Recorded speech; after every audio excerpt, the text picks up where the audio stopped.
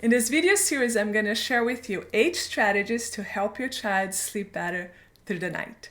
So if your child hasn't been sleeping well, neither have you. So I don't have to convince you of why sleep is so important.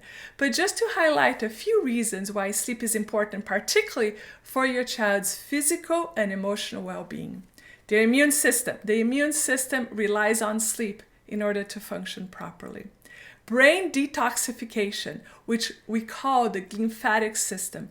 In order for your child's brain to be able to get rid of toxins that have accumulated in their brain, they need to be asleep. So when they're awake, the brain is not able to get rid of those toxins. The lymphatic system only works when we are asleep. Number 3, lack of sleep can lead to high levels of anxiety, depression, and overall it impedes our children's ability to regulate their emotions. Why is that? Because when our children are not getting enough sleep, the prefrontal cortex of their brain actually shrinks. There are studies that show that when children are not getting enough sleep, the prefrontal cortex of their brain shrinks. And what does that mean? That's the part of our brain that regulates emotions and is also responsible for logical thinking. So when you observe a child who has impulsive behavior, who is not regulating their emotions, most likely it's because the prefrontal cortex is not working properly. So those are some of the main reasons, in addition to you getting sleep and everybody feeling better at home. Before we talk about the 8 strategies that are going to help your child sleep better through the night, let's talk about some of the root causes, because understanding what is the underlying reason for your child's challenges with sleep will help you navigate and help them sleep better. The number 1 cause of sleep issues in children is a gut and brain imbalance. What does that mean? When we have abnormal gut flora, that abnormal gut flora produces huge levels of toxicity that can affect our children's sleep. That's number 1. The other thing that happens is our gut microbiome is also responsible for some of the nutrients that we need for brain functions. When we have abnormal gut flora, we don't have the proper, your child might be eating a great diet, but they might not be converting that into building blocks to produce the neurotransmitters and the nutrition that they need for proper sleep. So abnormal gut flora is often at the root cause of sleep issues for children. Okay, here's strategy number 1, helping your child sleep well through the night. Strategy number 1 is create a consistent schedule. Have your child go to sleep at the same time 7 days a week, and also have them wake up the same time 7 days a week. Why is that? Because what determines our sleep and wake cycles is our circadian rhythm. And our circadian rhythm is a biological clock inside us that tells us it's time to wake up, it's time to go to sleep. For somebody who is not sleeping well, their circadian rhythm is not functioning properly. So one way to reset their circadian rhythm is by actually making sure they're falling asleep and waking up at the same time every single day.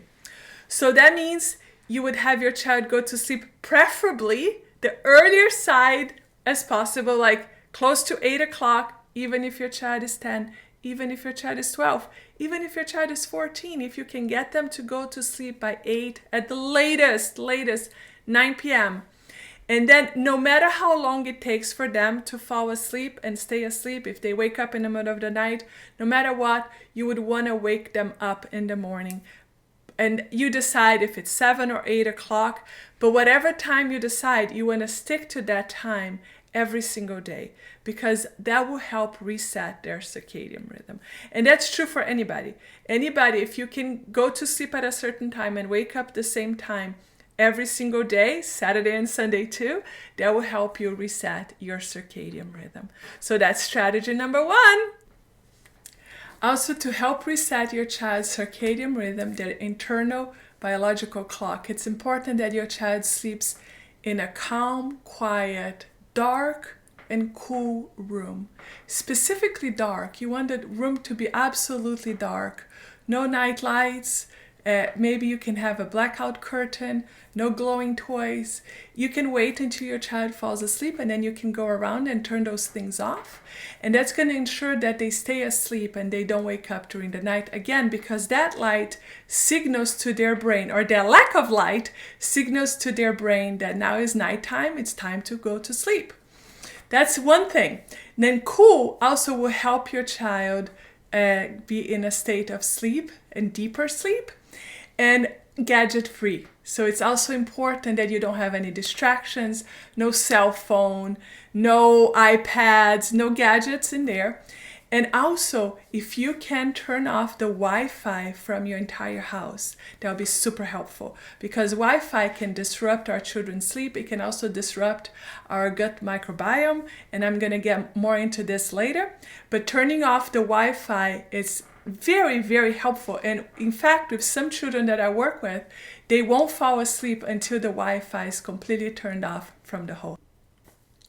Strategy number 3.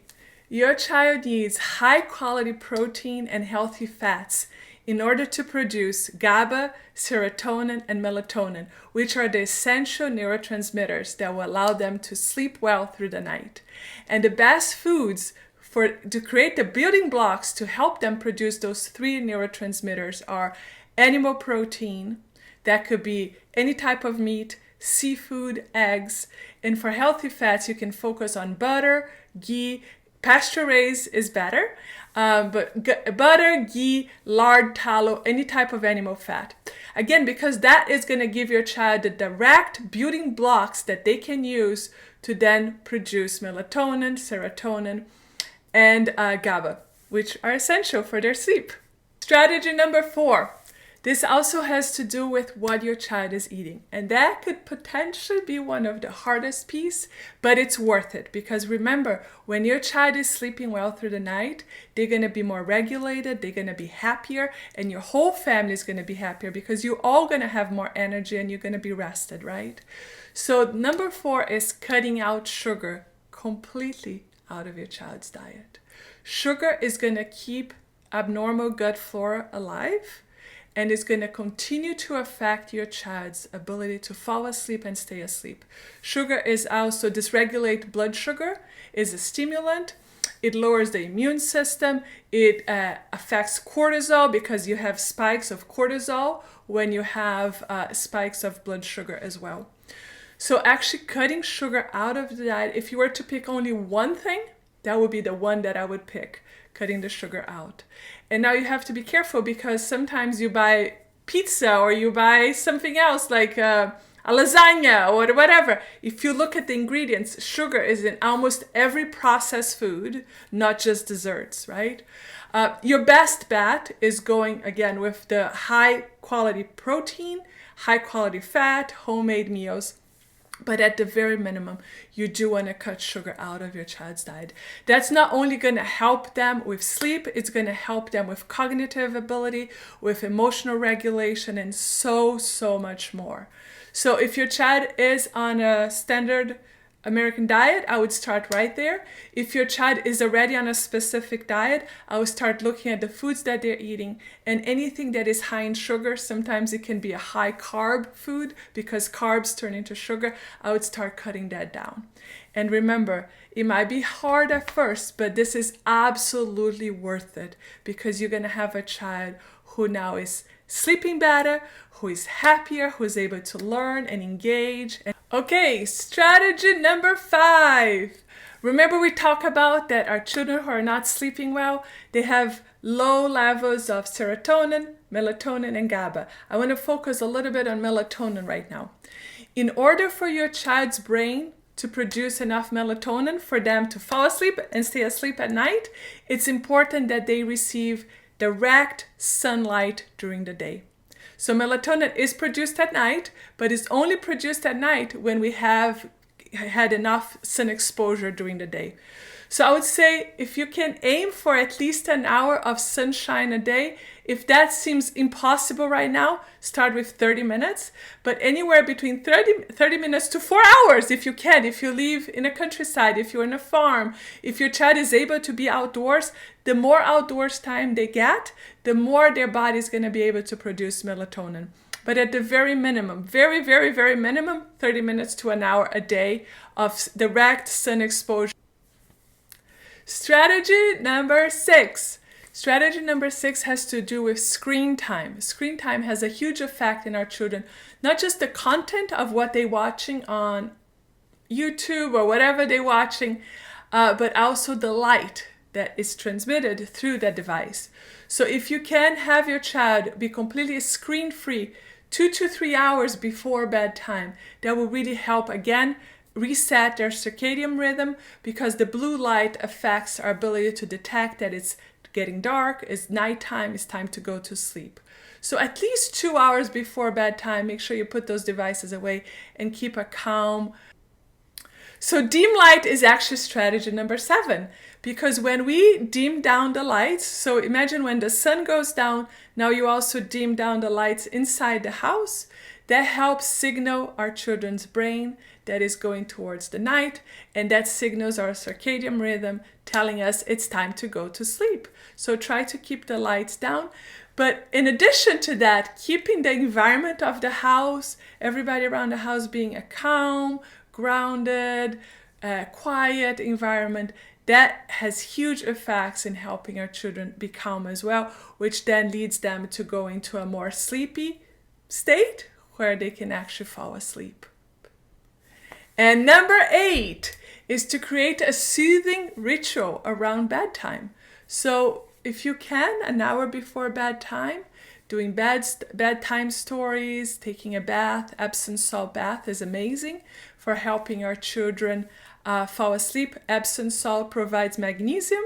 So when our children receive the magnesium, it helps them stay calm. Of course, check with your child's doctor, make sure that Epsom salt and magnesium through the skin is safe for your child.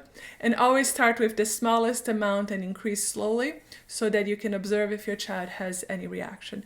But a bath time routine with calm massage, sometimes you can use a natural oil to massage your child if they allow. Anything that you notice is calming to your child. But a routine that you do every day will help signal the circadian rhythm, and it will help your child associate this activity, the bedtime routine, with going to bed and staying in bed all night long. And explaining to your child that all those things that you're doing is to help them. So we're doing the bath, we're reading a story, we're going to sing a calm song. All of that is to help you be calm so you can fall asleep. And I would add an explanation there to why it's important that your child sleep. I would tell them, you're going to feel so much better in the morning. You're going to have more energy to do the things that you love. You're going to be able to communicate with the people around you better. And you're going to be able to do more of the things you love to do. So I'm doing all of this to help you be able to sleep better through the night. Because believe me, your child's body wants to sleep. Your child wants to sleep. And if they're not falling asleep, it's because there's something getting in their way. And typically it's something internally. And it has to do with gut and brain health. And the toxicity that is building up and the lack of nutrients that our children are not able to receive because of abnormal gut flora that is not allowing them to process the food that you're feeding them and to absorb the nutrients. So those strategies should really help your child have better sleep. I would say if after 30 days of implementing this consistently, if you don't see changes, then it's a sign to look further into gut and brain health. And you might have to look at supplementing some beneficial microbes to help rebalance your child's microbiome. You might want to look into removing some other foods that your child might be reacting to. But it's a lot of things for us to get into here. But if in 30 days you don't see changes, I would say it's time to go deeper into looking at gut and brain health. And I believe that the GAPS nutritional protocol is actually one of the most effective ways to address that and help children with their sleep.